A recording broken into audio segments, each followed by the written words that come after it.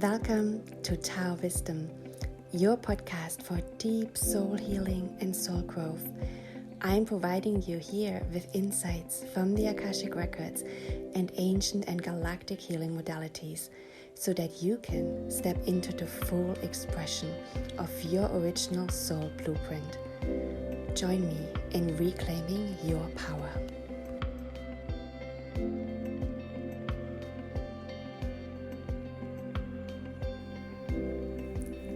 Hello and welcome everybody.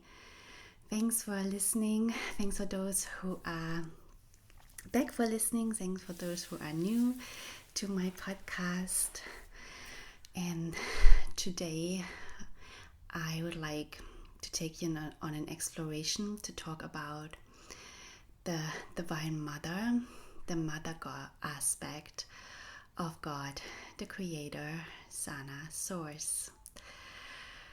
Now, I just came back from Sardinia, where I spent the last 10 days really immersing myself in the ancient civilizations there that worship the Divine Mother, and in the water codes and in the sites. And I just opened also the container of Sardinia, the Akashic records, for this podcast, and there is so much I want to share with you about this. I literally just landed and I have 1 hour until I pick up my kids from school, but I thought everything is so fresh in my soul and my mind that I want to put this together for you right now. And before we start,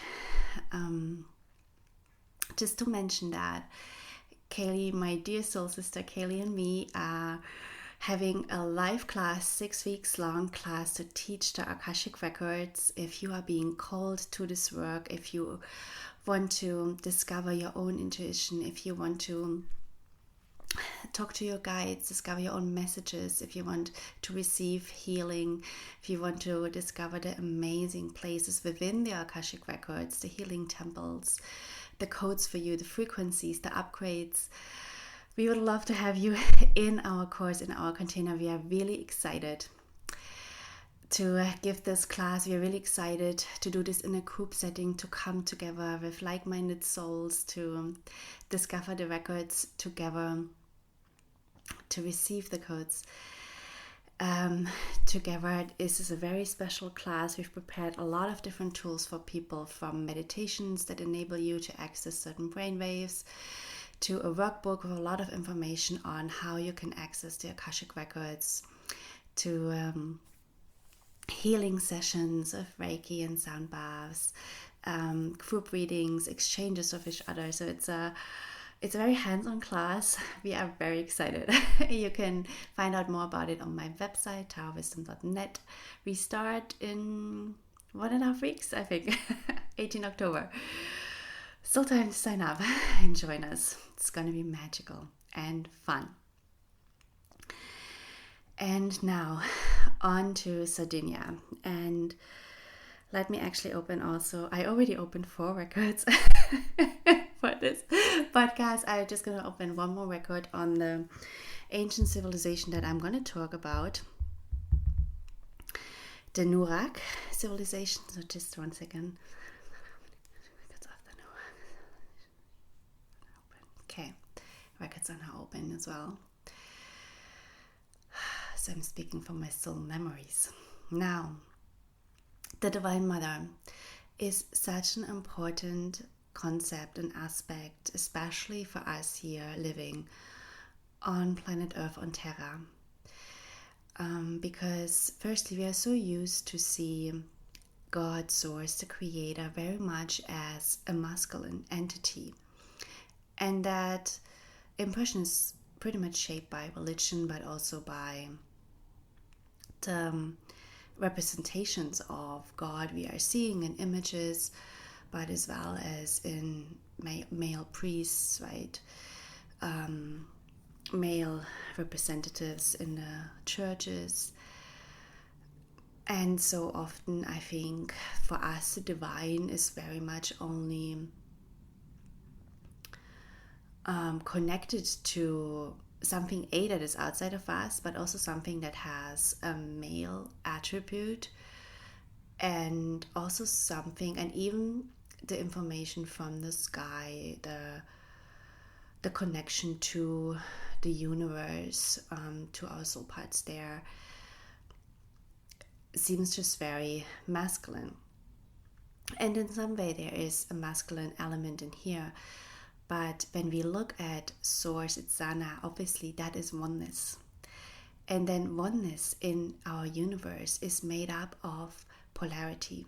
So oneness splits into yin and yang, into plus minus, into male and female.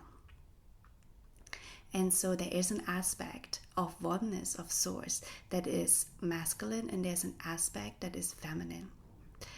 And both of these aspects, when we cultivate our relationship to source and to our own divinity and to ourself, to our own soul, and to our life itself, to spirituality, both of these aspects are very important to honor, to celebrate, and to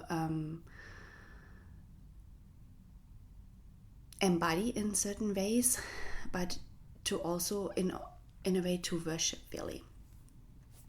And when you look at our planet Earth, Terra, on a vibrational level, planet Earth very much represents the feminine aspect, the divine mother aspect of God. And that's why also our planet is so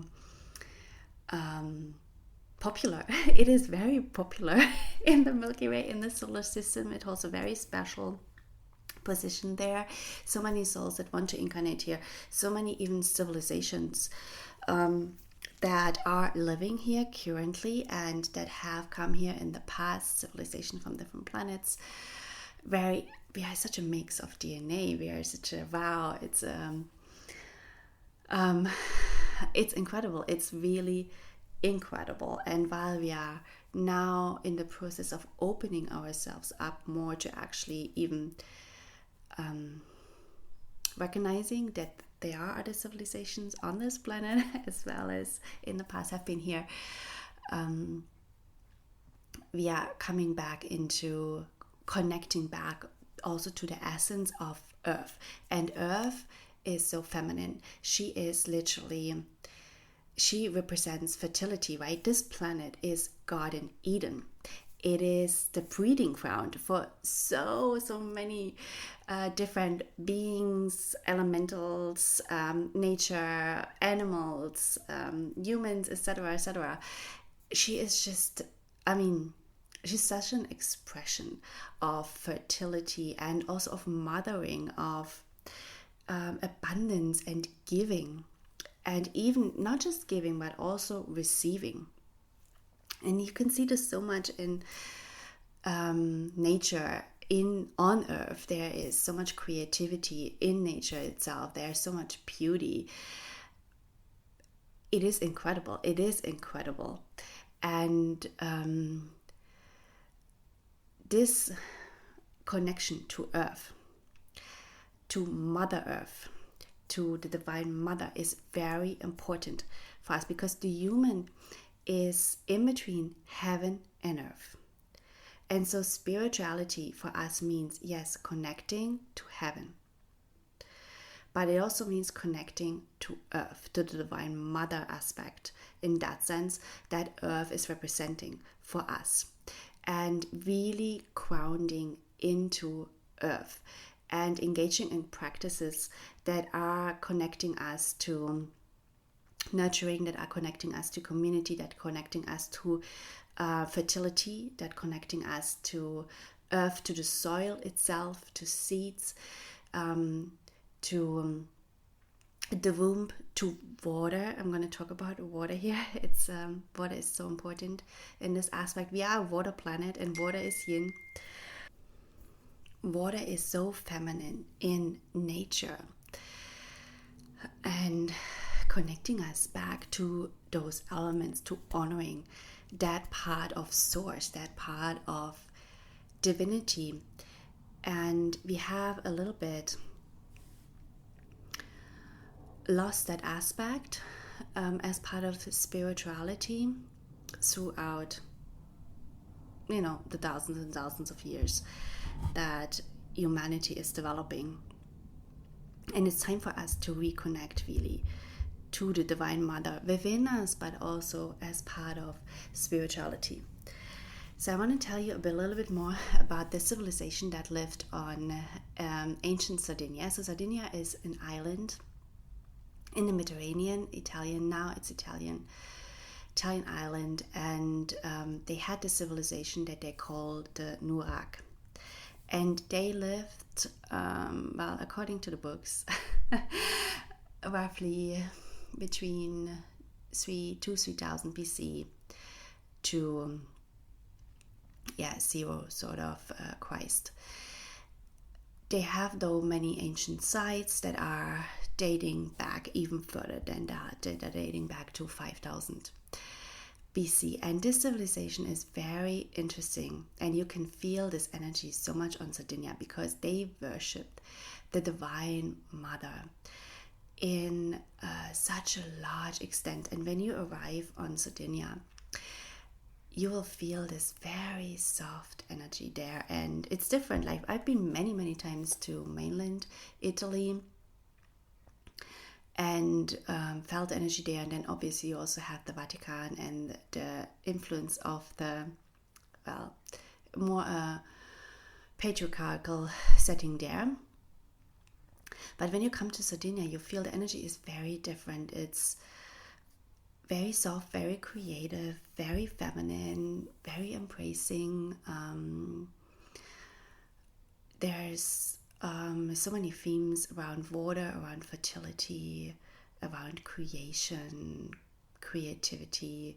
It is a beautiful place to visit for spiritual travel. It's kind of been known for beaches, but in the last years it's coming, the ancient sites sort of being rediscovered, and there are more and more tourists that are visiting those ancient sites. It's also part of the 5 blue zones on Earth, where you have a very old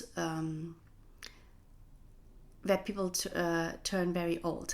So you have the theme of longevity. And that's very interesting. I'm going to talk at the end a bit about that. And then also going to channel from the Divine Mother herself for you, from the Akashic Records.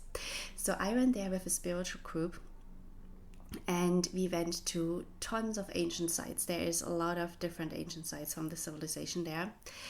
And we meditated there, which was absolutely incredible. We sang, we chanted, really connected deeply to the soil, to the sites, also to the water.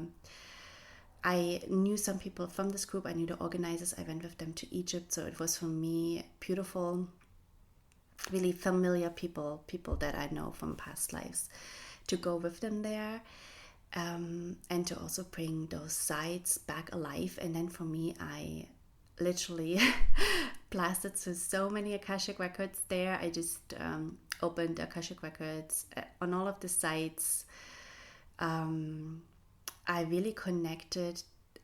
I got the message before I went there to really start connecting, to read the records from the stones and even the soil. Everything is conscious. You can read the records from trees, from water, from stones, from anything really. And that is super interesting because, of course, these structures hold so much knowledge, especially when you read the records of trees. It's wow. It is wow. I love to read. One of my favorite things is reading the records of the trees and then how they connect to the records of Mother Earth, and such a wisdom. But also obviously these stones and these ancient sites are full of magic for us and full of energy really. So this civilization lived in the Bronze Age, and interestingly, they were very skilled at metal extraction, especially silver, and then also producing metal items. Now, they worshipped, and you can see this in their different ancient sites, they worshipped the male and female aspect of divinity. So the sun was seen more as the male aspect, the moon, the water as the female aspect, and they especially worshipped fertility a lot. And they had a whole cult of water. Now, water is so important on this planet. Water holds the frequency here of healing, of love, and of creation. And water is yin, feminine in nature. So you will find on Sardinia a lot of wells, holy wells. And around they built temples. And how they built their architecture is so interesting, because they really used within their architecture geometry really, to emphasize the qualities and the energy of the water. So around the wells you will find, and also in their temples, the ancient sites, you will find always a round structure, but then you will also find, so the round structure standing again for the yin element, for the water, for the softness, for the divine mother. And then you'll find the triangle structure, the pyramid structure, standing for 8, for Trinity, Holy Trinity, bringing creation together. Creation cannot happen without polarity, without Trinity. Creation is literally yin and yang, like it's oneness, Sana, the creator, splitting off in yin and yang, and then creating from there. So polarity is important in our universe, and recognizing polarity within us, as well as simply recognizing the polarity we live in and accepting polarity, is super important. The light and the shadows are super important. Now, they had these pyramid structures, and then sort of surrounded by the round structures. So really bringing the frequency also from heaven, divine light codes, bringing light in. A lot of their temples were also oriented towards the solstice. Again, very important orientations. I will come back a little bit later to what they call the giant tombs. So when you orient something towards the solstice, you're creating a golden mean ratio. And that means this place can be used for time travel, astral travel. This place can be used for portals. This place can be also used for fertility. Literally bringing in divine frequency, divine light, and then fertilizing the seed, the soil. And that was obviously also important for these civilizations. Fertile land was important. The clean water for us also. Water is it also holds memories, actually. Water, open the Akashic records of water. It is incredible as well. It holds memories. It holds sacred crystal geometry structures. We are primarily water. So it's a flow of life, really. And by building these structures around water, and then also orientating them towards the ley lines and towards important astrological planets, towards the sky, they literally made sure that the water was of the highest quality, in a way, that the water was touched by divine spark, divine light, divine source codes. And that water can be, therefore, fertile, can be healing, can be beneficial for us. We know in our world, a lot of our water is polluted. And it's very, very, very important to work with the water. If you look at Mary Magdalene and Yeshua, they always worked with water.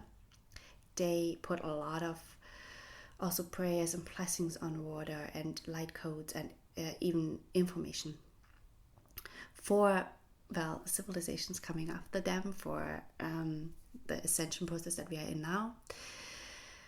And so when you can also really actively engage with water and bless the water you are drinking. Be aware of the water you're using.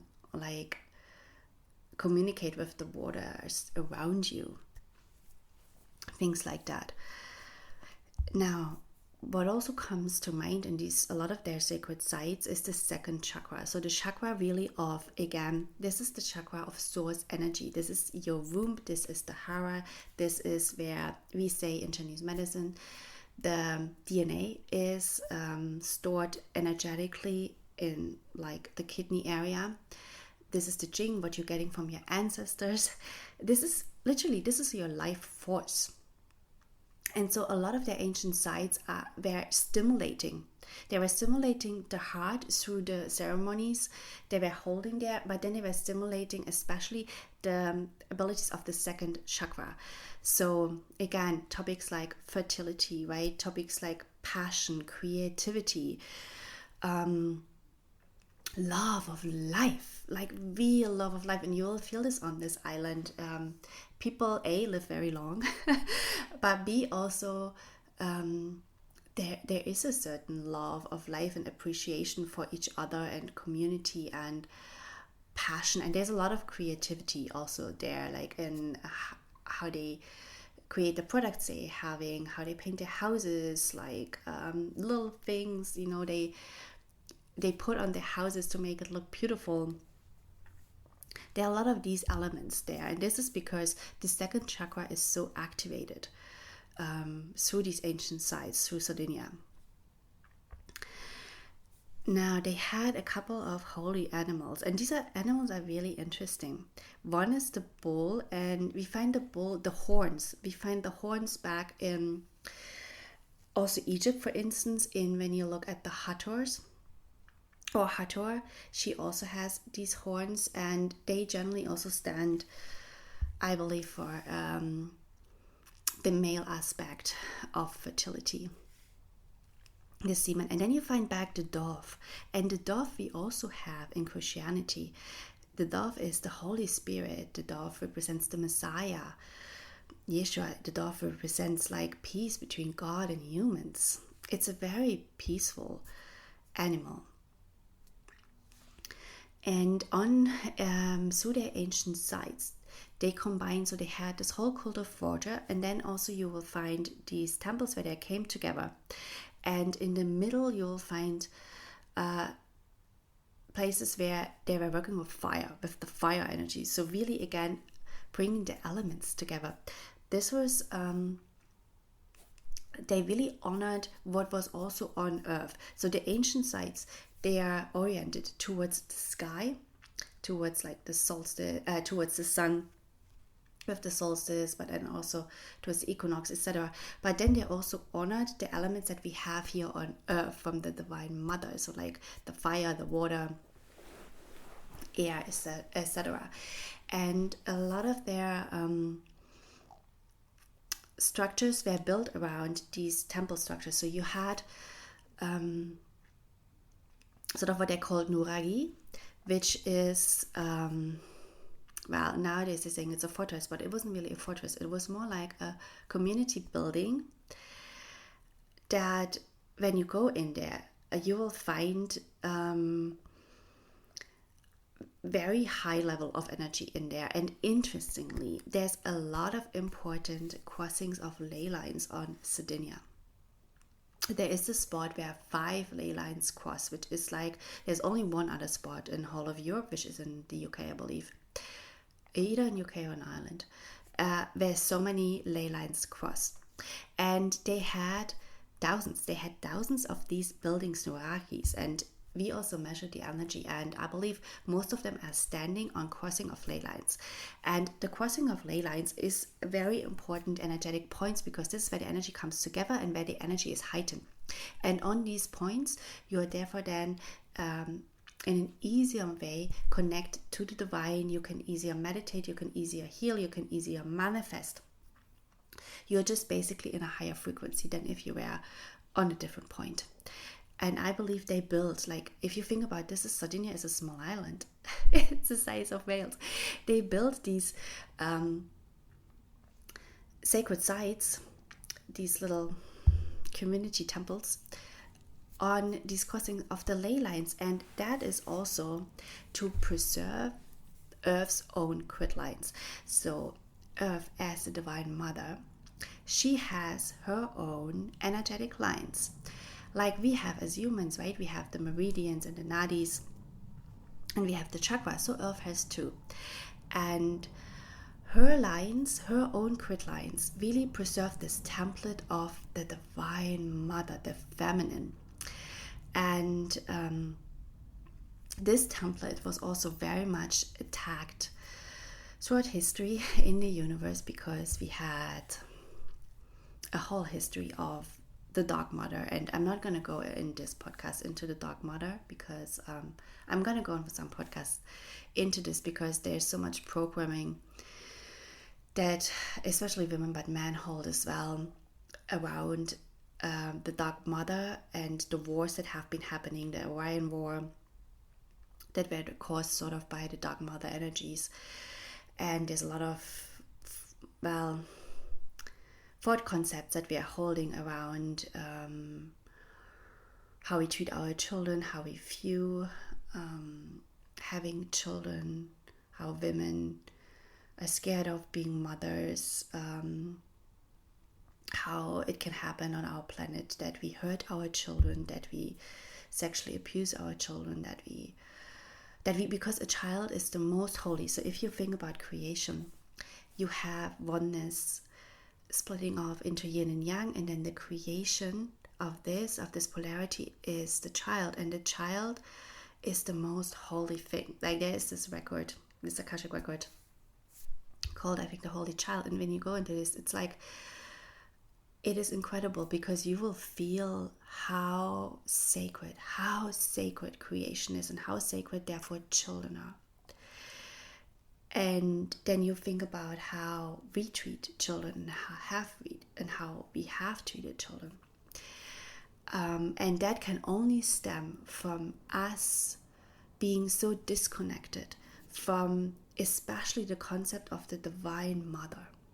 Also the concept of the Divine Father, because the father is usually the one who should be nurturing towards a child, who should believe and have trust in the child, and who should really show the child how they can go out in the world and become themselves. But the Divine Mother is the nurturing aspect of that child. She is the womb, and she is the yin. And without, generally yin and yang are equal. Like the egg and semen are equal, but creation cannot happen really without the egg, without the womb. That is, the yin is almost more quintessential than the yang. You cannot have creation without the yang, but the yin is really the foundation. It's like the yin, the womb, the spark comes in, the yang, right? But the foundation is the yin. So the foundation is the Divine Mother concept that really, and you will find this also in the Creator and Source, this endless love for its own creation, and this endless compassion, and this endless nurturing energy that just actually wants for creation to thrive and to live in this infinite state of beauty in a way. And so through the history of the Dark Mother and the wars in the universe, we have lost so much connection to this Divine Mother principle, and therefore then also there are so many negative things that have happened to children on us. And coming back now, I was like, where was I going from? I was coming from the Earth's grid lines. So the Earth grid lines, her own grid lines, because Earth is so feminine in nature, so Divine Mother in nature, she is preserving this principle on this planet. Her grid lines are the way for us to connect to the Divine Mother energy. And therefore also you have these sacred sites of the Nuragic civilization who were really worshipping the Divine Mother, that are on Earth's grid lines. And that are, when you have, so Earth's grid lines are kept in place, protected by certain structures, I would say. They are protected by trees. They're protected also by mountains. They are protected by elemental beings. You will find, this is incredible on Sardinia. when you connect to the energy, meditate at these places, you all of a sudden will realize how many elemental beings are in nature. And they're protecting Earth's cord lines too, because they are of her. They are really such a, the elementals, the fairies, etc. They are such a inherent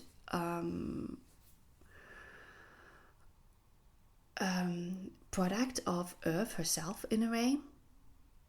So, and in the end, humans, we are here to protect Mother Earth. We are here as her caretaker. We are here as her gardener. I've channeled on this in one of the podcasts. Like, we are the gardener of Mother Earth, of Garden Eden. And so for us, building these structures and really making sure the energy is preserved, and then through ceremony, because these structures really come alive with ceremony. Yes, there is, like, when you build a structure on these ley line crossings of Mother Earth, you make sure the ley lines itself are staying in place and they are protected, but then you have to take care of the place. It's the same with portals. Portals on our planet are usually, there is beings that are taking care of the portals, and a lot of portals are actually, I know this sounds weird, but dragons are sort of taking care of a lot of portals. And if you if you never listened to my podcast before, welcome to the world of magic. But once you connect to all the entities on this planet, you'll recognize that there is dragon energy, and a lot of dragons are looking after portals. But there's also other, like, physical structures that are looking after portals. And so these sites that the nuraghes built, again, they're looking after the divine feminine energy, and they come alive when people actually, then when humans, right? We humans do something in these ancient sites. So we meditate there. This is what really strengthens Earth's mother grid lines as well. This is where we come in symbiosis, in exchange with her, where we really connect to her spirit, to the divine mother architecture of this universe, is by going to these sites. And not just when I looked into Akashic records, they not just meditated there. So they always had all of these nuraghes, little pots of civilizations. They had a priest and a priestess, and they were facilitating the ceremonies. But they were not just meditating, they were actually really chanting and singing, and also dancing. Very, very important, for especially for Earth, divine feminine energy, right? Like that. This is like when you look at Hathor, for instance. She's also such a representation. Hathor is an Egyptian goddess. She's such a representation of the feminine, and she is associated with music and with singing and dancing, and that is so important. And we, in one of the nuraghes, we sang together, and you could so feel, oh my god, we sang in light language. It was beyond. It was absolutely beyond. And even like the other lady that was in our group, when she sang, I was like, oh my god, I know her. I know her light language. Like, oh my goodness. Like, it was so activating, and it was literally, and it was so also interesting. She sang also with her partner, and he had a much more shamanic light language. And this combination of the yin and yang, the man and women singing together, sacred, right? They were singing, they didn't know about this, but they were singing light language. So they were singing sacred vowels. It brought the place alive. And she was even saying to me afterwards, like, I felt the place came alive, and I felt it too. I was like, oh my god. I was like, oh my god, as if you've woken up something, and that was what the civilization did. They made sure that Mother Earth's ley line are protected, and that they, by having those ceremonies, and also having, in the communal sort of temple building, they also engaged in fertility ceremonies and sacred, how do you call this even? Sacred conception, call it that way, sacred conception, for at least the priest and priestess, etc. So they really made sure that the energy is being honored, and the frequency of the Divine Mother is being honored. And then around the community building, you usually had their houses, and then you also had the sacred wells, and you even had bigger basins, like where they could really bathe in the sacred wells. And then you had also other temples, and they also did give offers. And then they had something very interesting, the tomb of the giants. So we have to talk about these two, because these are different aspects of honoring the divine mother, right? It's about coming together as community in temples, honoring the elements, like including fire, honoring water, bringing in the light codes from the sky, from the stars, from the sun, from other planets, having fertility ceremonies, singing, dancing, chanting, etc. And before we go into the giant graves, actually, there is also a connection here in Sardinia to Atlantis. And there's the water in Sardinia holds a lot of codes. And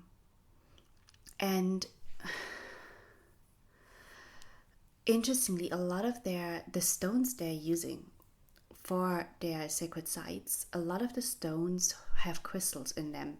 And there is something I channeled in the records about Atlantis.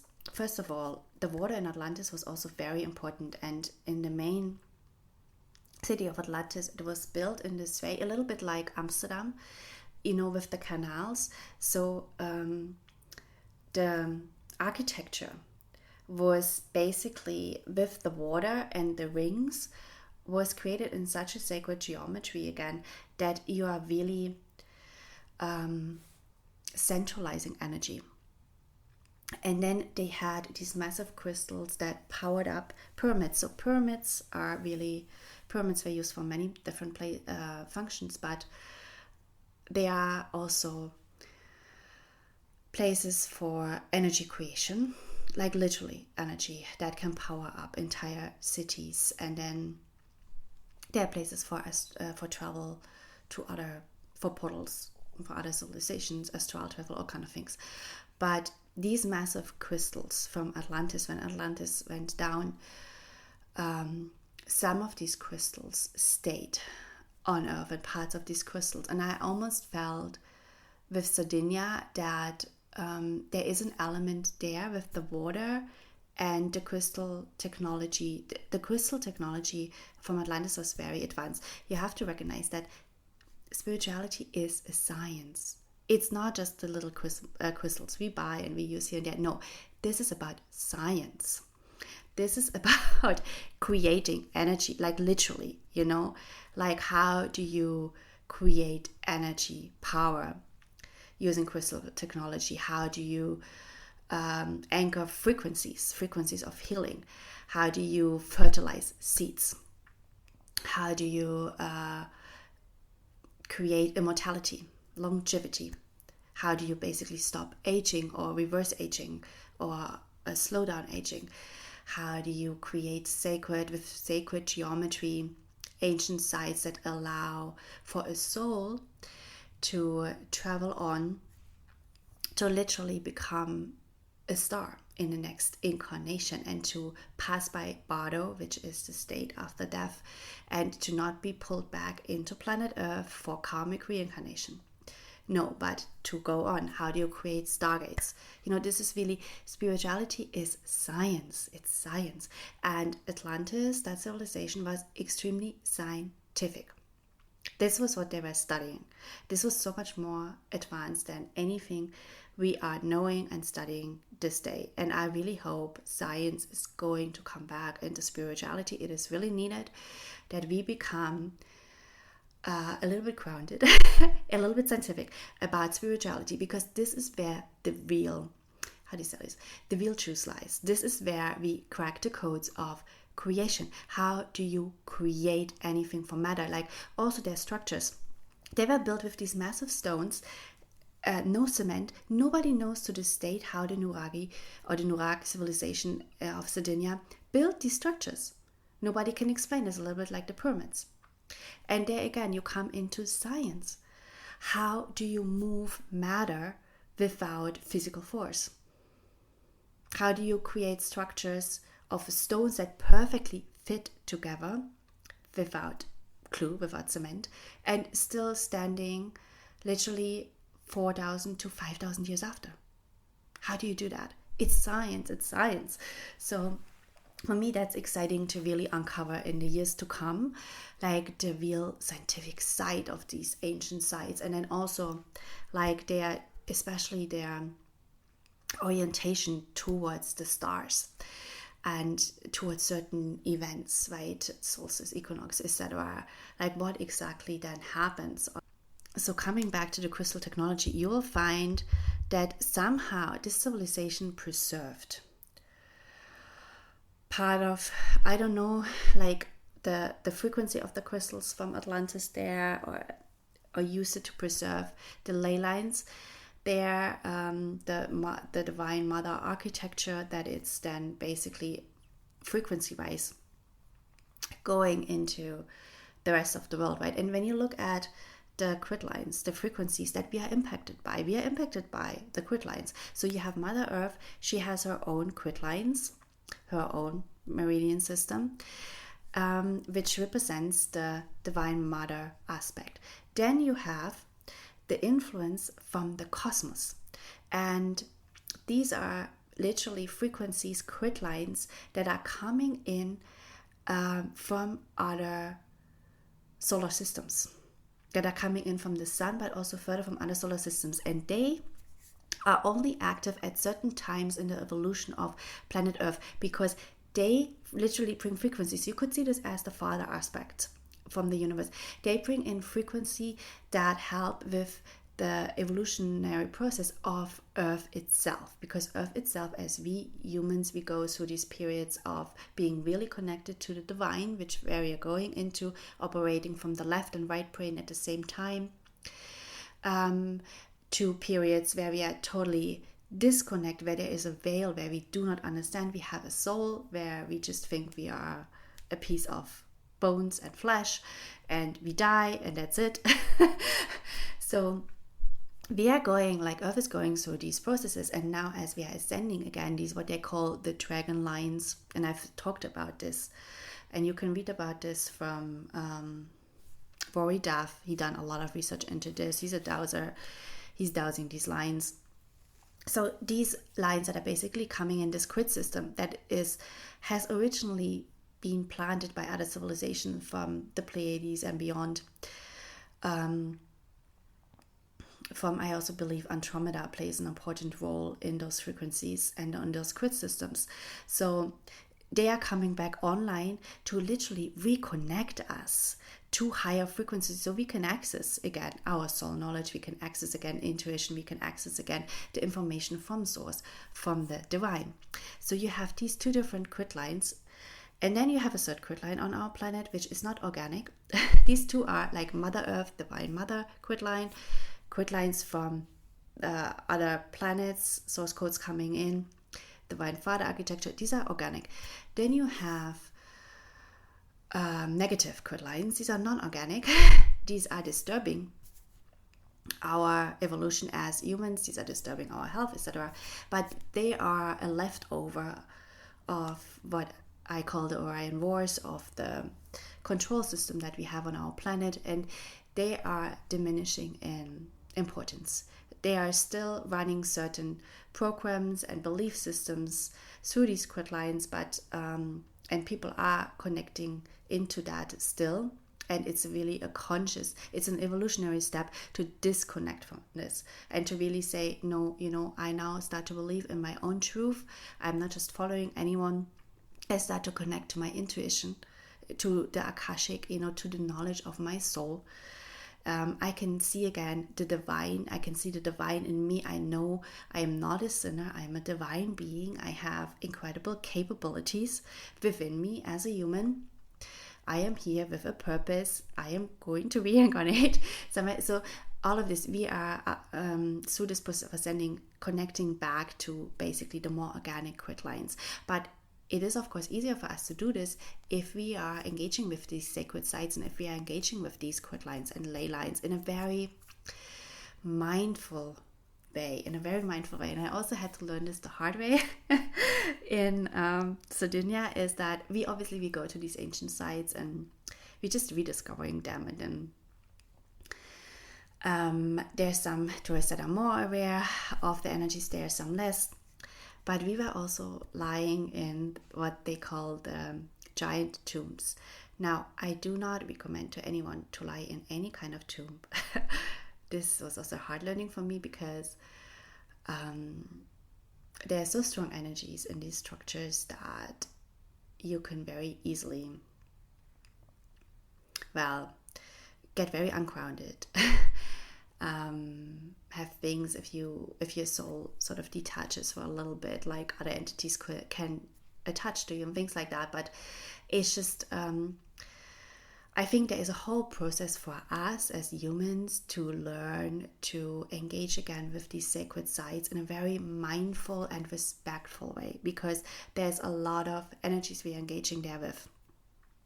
And these sites were built and were used in a very specific way for very specific ceremonies. And I love, in that sense, really the work with the Akasha, because there you can find back that information, right? You can, like I saw, like the ceremonies they did in some of these sites, and you can find, you can rediscover how have they been used, why have they been built a certain way, and then we can start eventually to engage again more mindful with the sites that we are having on our planet. We are also rediscovering a lot of ancient sites in many places that are still undiscovered, so that we are not harming the energies of the site, but B, also ourselves, right? It's also because these energies are so strong that we are not harming ourselves. And so they had these giant tombs. We nowadays call it giant tombs. And there's two things. These structures, in front of it, you have this circular space that was certainly used. Again, these structures are oriented towards the solstice. And you have, very similar to the temples in Egypt, you have, I think, you have a long hallway, but then you have, I think, 7 different small rooms until you come to the holy chamber, right? The holy divine. And the sun at the solstice falls into a small cutout from a massive rock that is sort of in front of this whole structure. And then the sun actually goes until the last room, which has the holy room is where we found usually the crossing of the ley lines. Now, in front of it is the circular outside space, and that was certainly used for different ceremonies, fertility ceremonies. Now, inside these giant tombs, you will find an energy that is pretty wild.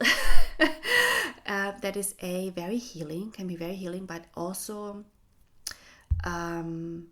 is almost like a portal transporting you literally to other places. And you can think about that the priest and priestess might have been buried there, because it is an art in this world to live properly, to really engage properly with your diet, and to really hold your vessel, because your body, your physical body, also is your divine vessel in this life, to really cleanse this vessel in a way, to really respect this vessel, to hold it like in the highest regard, and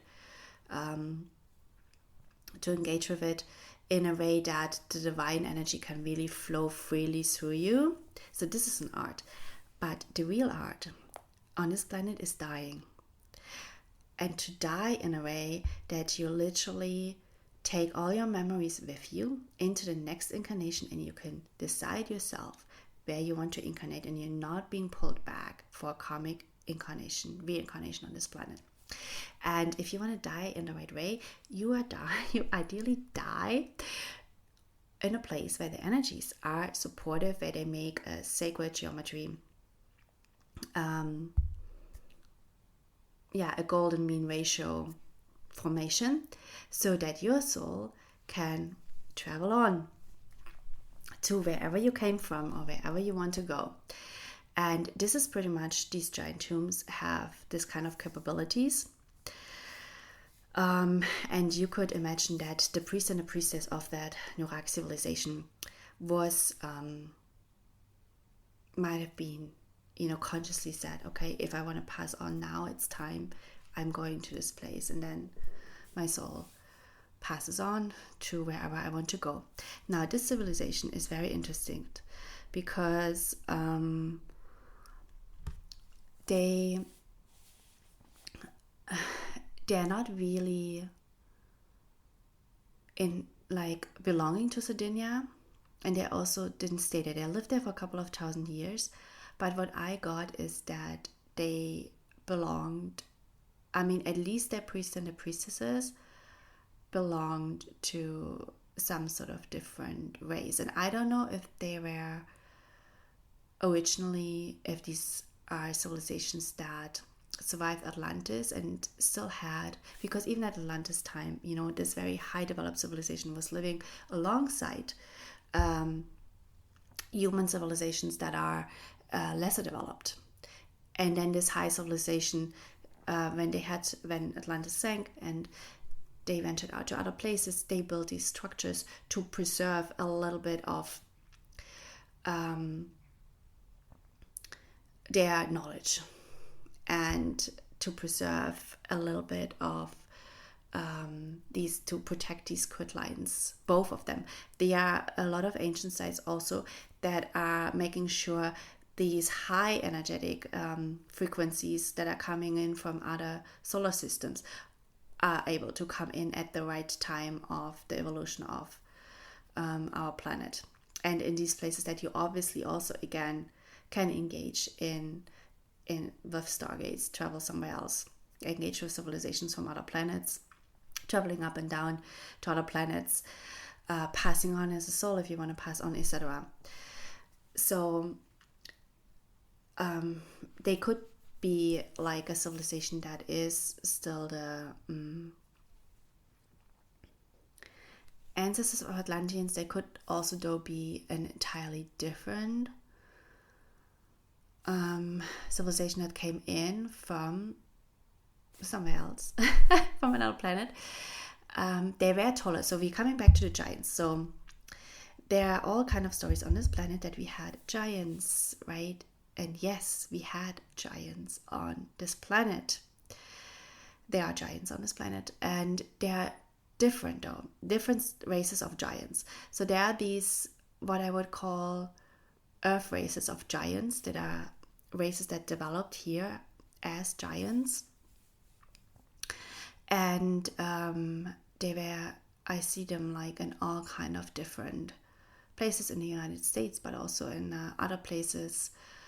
And at some point they sort of went into inner earth because they could not any longer live alongside Homo sapien. But then you also had these races of humanoid, what I would call extraterrestrials, that we now consider as gods, that are slightly larger than the Homo sapien. And slightly larger, I mean 2 meters. Like with the giants, I'm really talking about the earth giants races. I'm talking about someone like 4 meters tall. And in Sardinia, they have found, it is so interesting, they have found bones from giants, but all of them have disappeared from the museums. Because obviously we know Earth's history is not to be disclosed freely to humanity. Will be eventually, but yeah. But so they have found these bones, but I'm talking about more the humanoid species that we see or were considered as gods. They might be slightly just larger than humans. And considering the sophistication of the ancient sites and the knowledge of the Nuragic civilization, it is not unbelievable to think that their leaders, the priests and priestesses at least, came from another planet, who then acted as guardians on this planet to preserve the ley lines, to preserve the quality of the water, which is so important on our planet, so important, the sacredness of the water. Yeah, so it's not unthinkable. And also to protect the divine mother frequencies and architecture within on planet Earth as well, especially during the Orion Wars, and where the Dark Mother energy was so much more present, and as a result of the Dark Matter energy, so much fear of women, so much fear of women, really fear of women. And I think it's highly likely that a civilization came in to simply, because they also disappeared, sort of. That a civilization came in to really protect that divine mother architecture here, and therefore also in the universe overall, because this is an aspect of source, right? This is something so important for us as humans to recognize within us, around us, to honor it, that the knowledge has to be preserved in many ways, and the sites, the ley lines, they have to be kept alive for us to even feel connected to the divine mother within, especially if we see source so much just as a male figure. It is so important to connect back to seeing source as a female figure. And even I was imagining the other day source as a female, because even when I just think of source, I automatically somehow think of a male energy, even though source is oneness. But this is just conditioning we experience. And it's really helpful to think of source also as a female energy, and think about how you can find this female energy back here on this planet, and how we can honor it, and how we can live it, how we can embody it also. And that is another thing that, right, we are in human, in between heaven and earth. And this word of embodiment, it took me such a long time to even, I think, understand it, because you have to live it to really understand it. So embodiment actually means that you really feel these concepts of creation, of divinity within you, and you also feel your emotions. Because when we just connect to one side of spirituality, we can find a lot of explanations of why our life is going this way and that way. And then sometimes we push away the emotions, because we just connect to the explanations, to that very rational side of the father aspect.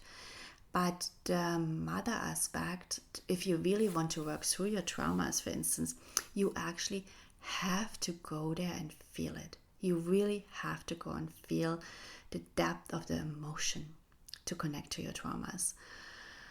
And when we connect to the divine mother spirit, she's allowing us, she is so nurturing, and she's giving us tools like community, dancing together, singing together, crying together. You know, she's giving us these tools to really embody our emotions and really feel deeply this aspect of divinity, you know, connecting to soil, connecting to fertility. This is something so, fertility in so many ways, when you are being, when you're conceiving, there is a very divine aspect of it, especially if you're, want to celebrate a divine conception. There's a very divine aspect of it, but there's also a very primal aspect of it, and a very, you know, the womb has in itself a very mothering primal nature. And then throughout the whole pregnancy, when you're connecting to that soul, there is so much of really this feeling of embodiment, of feeling, right?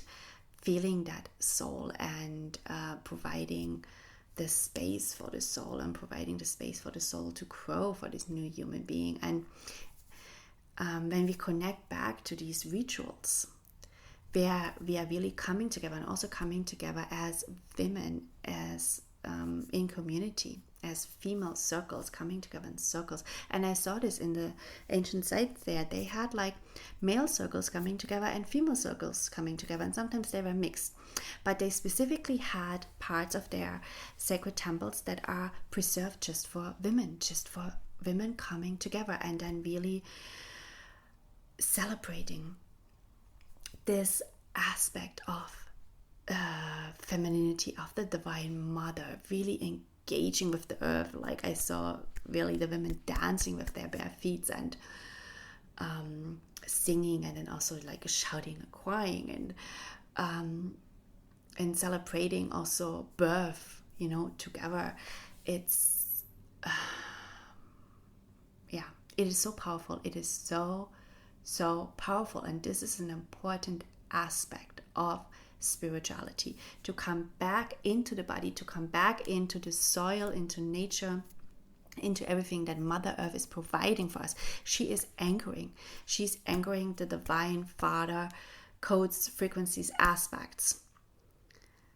And then it's like the Akasha is coming down from the universe, but then it is also ingrained, right? It is ingrained in the stones, in the crystals, in the soil, in the water, in the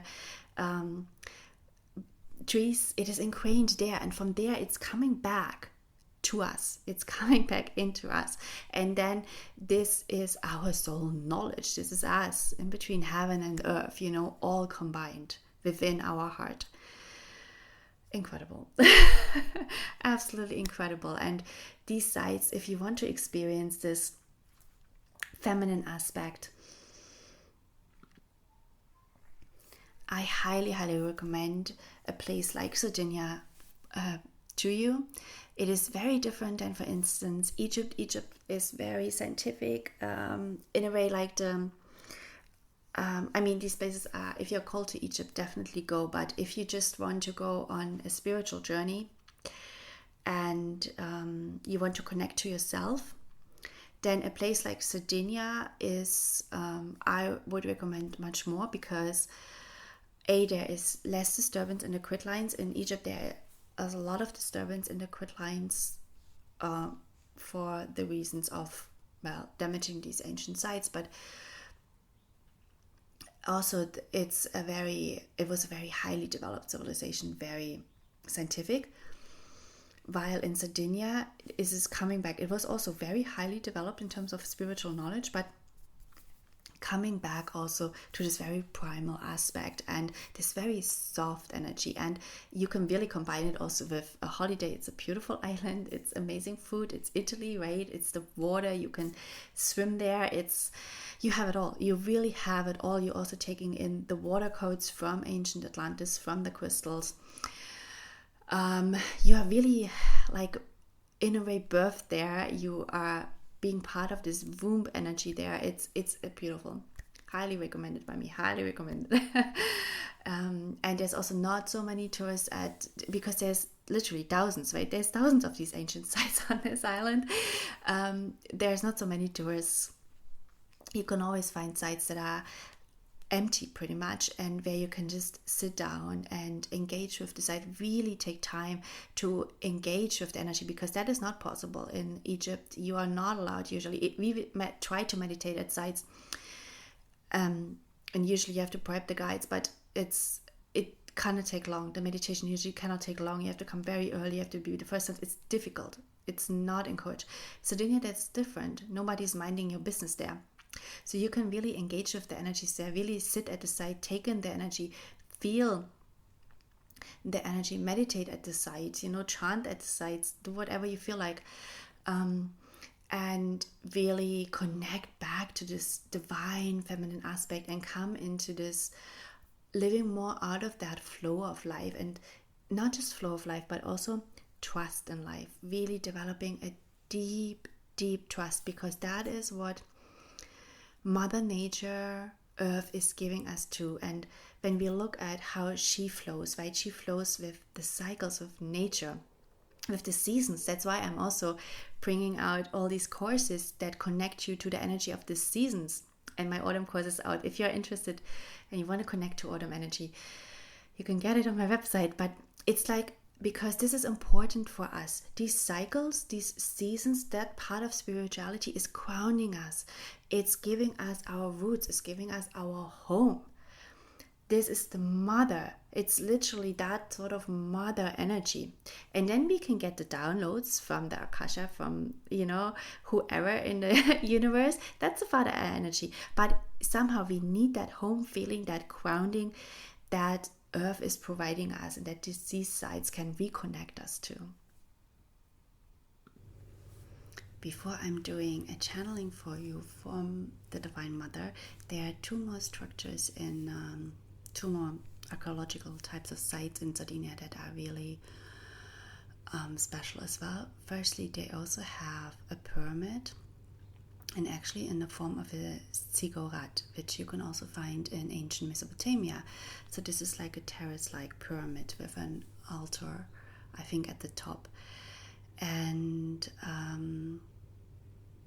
it's not a surprise that they have it. I find it also really interesting, the connection to ancient Mesopotamia, where you had also very highly developed civilizations and buildings and sites. And with the pyramids are really interesting structures. And I've talked a little bit before about them, but I've always seen this beam of light. Like in the Akasha, I always see, when I see a pyramid, I see this beam of light coming from the top, going into the universe. And I just watched a documentary. It's really interesting where they talk about that. They can measure that kind of, they had a picture of that beam of light, and they can measure that energy. And it's, they said it was used as a means of communication, which obviously is very likely, because these advanced civilizations who are likely to have been at least what we now refer as the gods, the priests, the priestesses, who have been coming from other planets here to help humanity in a way to build these structures that bring down important frequencies from other planets, that help with fertilization, that help with healing, that allow humanity to access places that are where the energy is in such a way that you can easily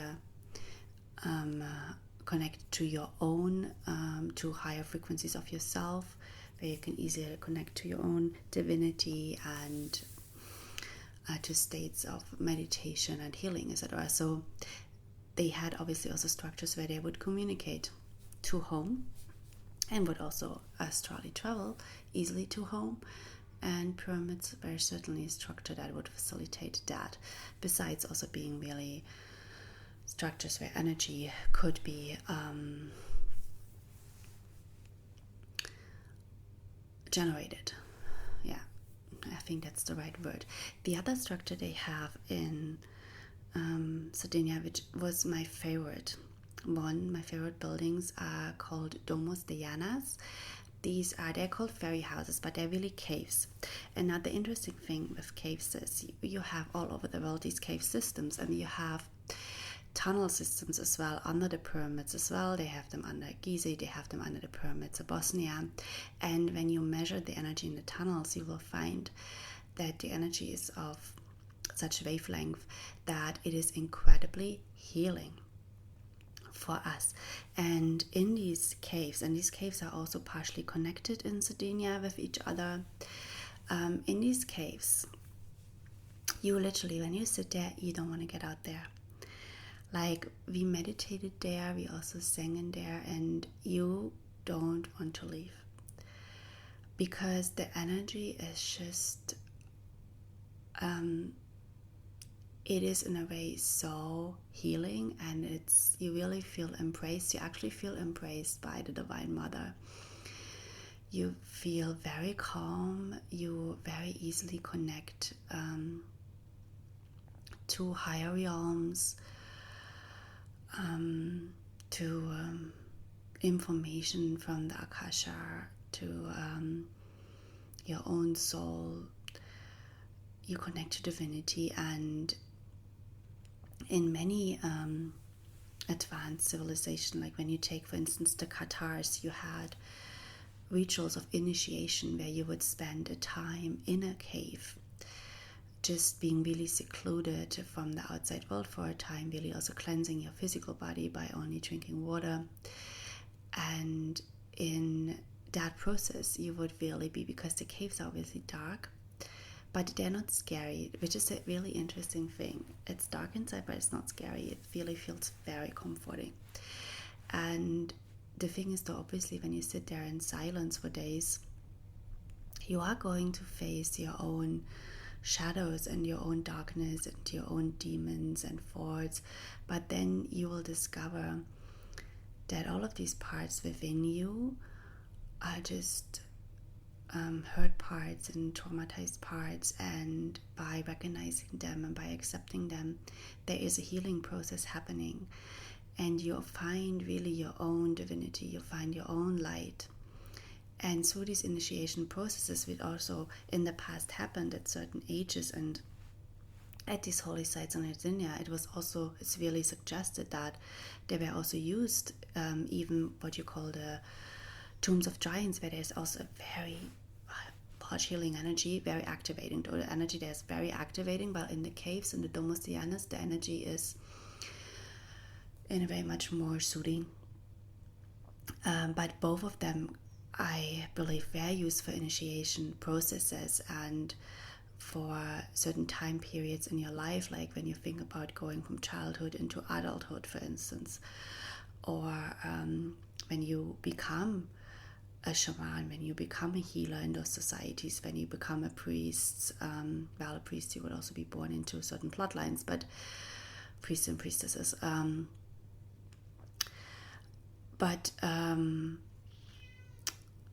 these structures really facilitate that sort of process, that you find the divine within you, and you find the divine around, and that you find that light, and you can really then be that light for other people. So you really can guide people, you can heal people, you can connect people to higher realms. And because so many of the sites in Sardinia are not really touristy, especially if you come outside of the main summer season, you can really sit in these Domos Dianas, in these caves, and there's also many of them throughout the island.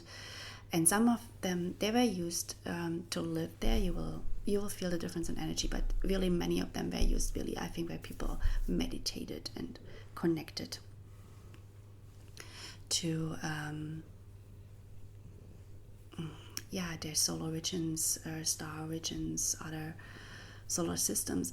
And you will just have the space there to actually go to these places and to really go through your own process there of connecting to yourself and healing. So I really love these sites, and these sites are even dating back much older than the other Nuragh complexes, though I really feel that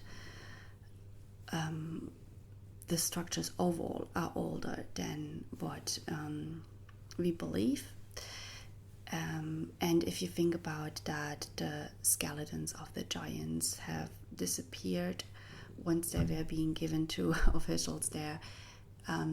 It's very highly likely that a lot of the knowledge and is just slightly distorted about these ancient sites. You will find, though, if you Google on YouTube, you will find the videos of locals that still have bones from these giants, and you will see the bones and you're like, oh yeah, slightly larger than ours.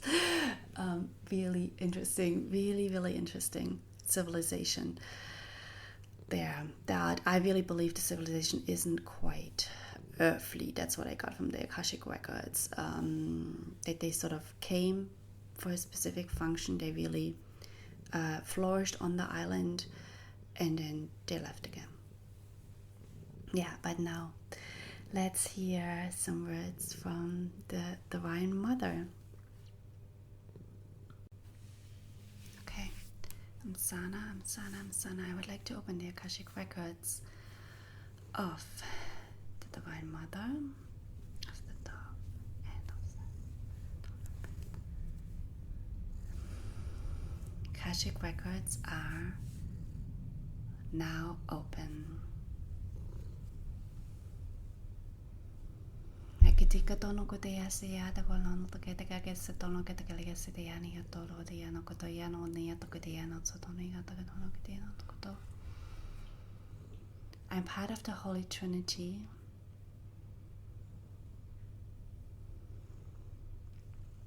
I'm part of creation.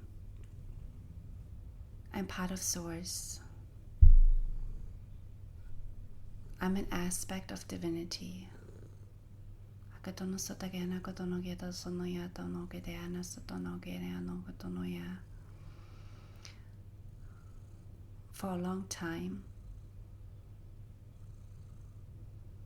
my expression has not been felt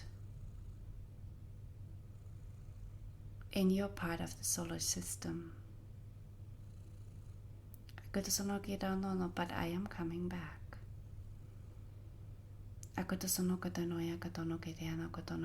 You will feel me stronger and stronger. I am connecting back with my children. I am connecting back to you. Your planet has always held my frequency. Your planet has always held my abilities of creation.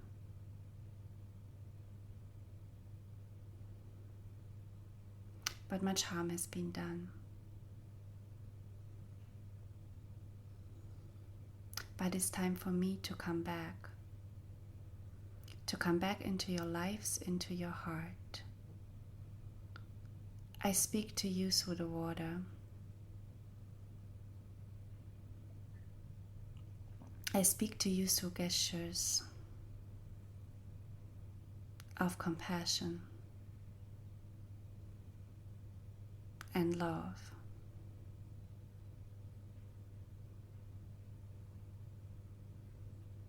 Through gestures of warmth,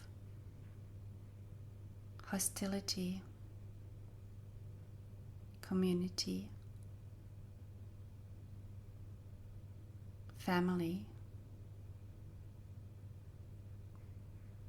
You are all one big family on this planet. This concept has long been forgotten by you. You were created equal to each other.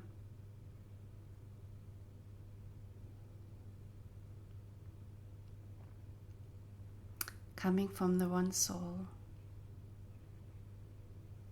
coming from the one source, the one heart.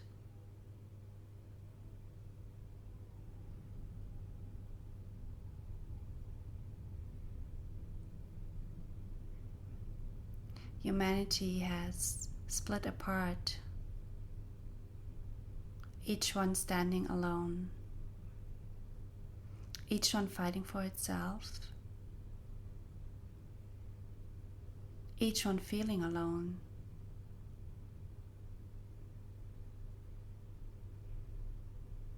Each one scared to share.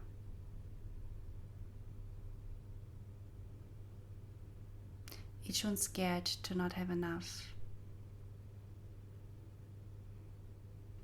It is time to come back together as one family, as one race,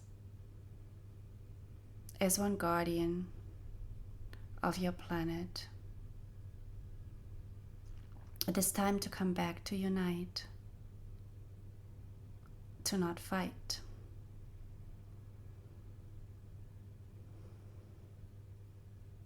You first have to unite within. the principles of divinity. The Holy Father and the Holy Mother, they work together in sacred union. They are one indeed.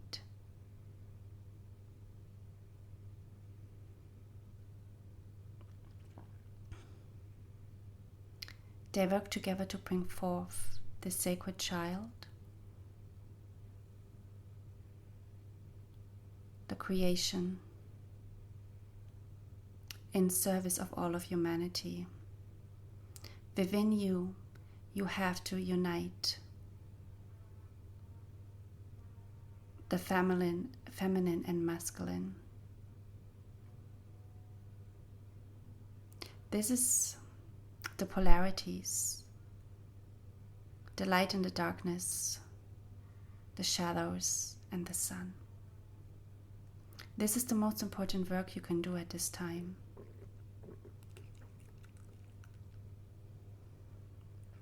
To go within and to feel.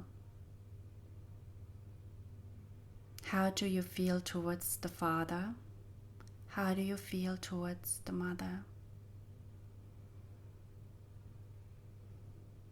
How can you feel me as a compassionate, a loving mother? How can you feel my divine counterpart, the Father, as loving and compassion? You have to become these versions for yourself. You will find plenty of me on this planet around you. There are ways to connect back to me. I come to you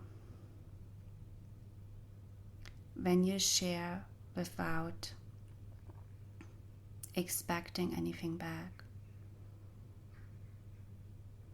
I come to you when you trust in your heart. I come to you when you stop to enjoy the beauty, to smell the roses. I come to you when you see the love in the eyes of a child. I come to you when you attend to a garden. I come to you when you see the beauty in the things around you.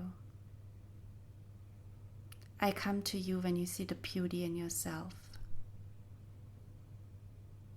I come to you when you feel the love for life in your heart.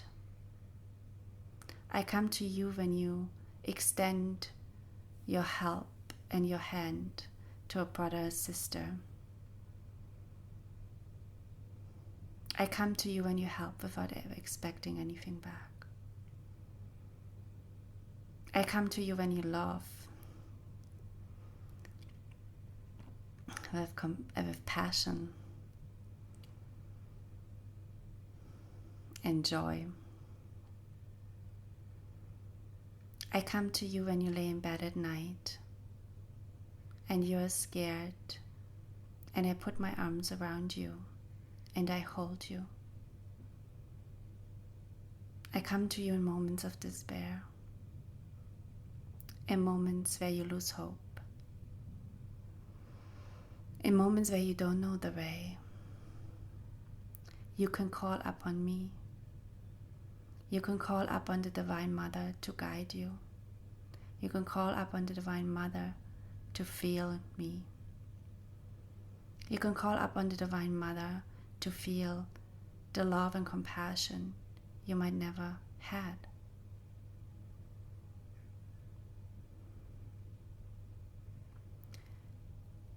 I come to you when you feel home on this planet, this earth.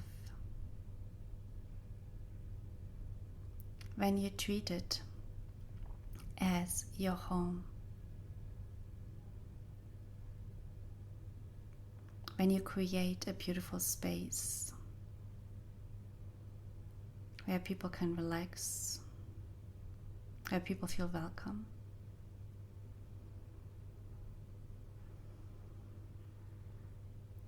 Where people meet each other.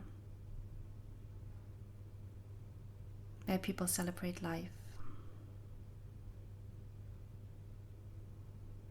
It is time for you, humanity, to come together.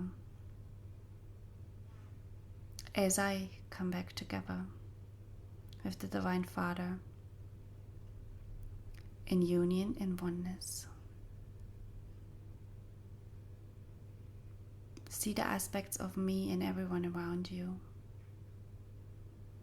See the aspects of the Divine Father and everybody around you.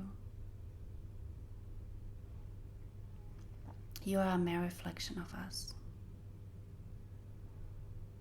You hold the keys to this universe.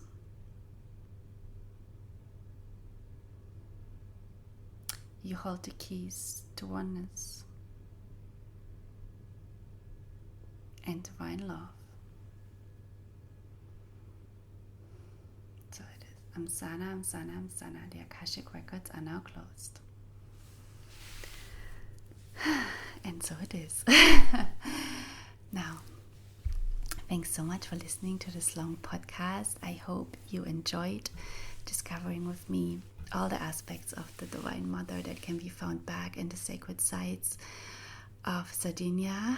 I hope it made you excited to might go to Sardinia to yourself, to discover those ancient sites, to engage with them, to honor them, to bring them back to life, really. So, yeah. Thanks so much for joining, and hopefully feel you back next time. Bye-bye. Do you also want to get guidance from your soul on love, happiness, health, and career, and make decisions based on trust and intuition? Join our Akashic Record Masterclass. Starting October 18, we have put together beautiful tools for you, including Reiki healing, sound baths, meditations, to open yourself up to your higher self, your intuition, and guidance to step into a life of magic. Now, you can check out the class on my website, taoism.net. We hope to see you there.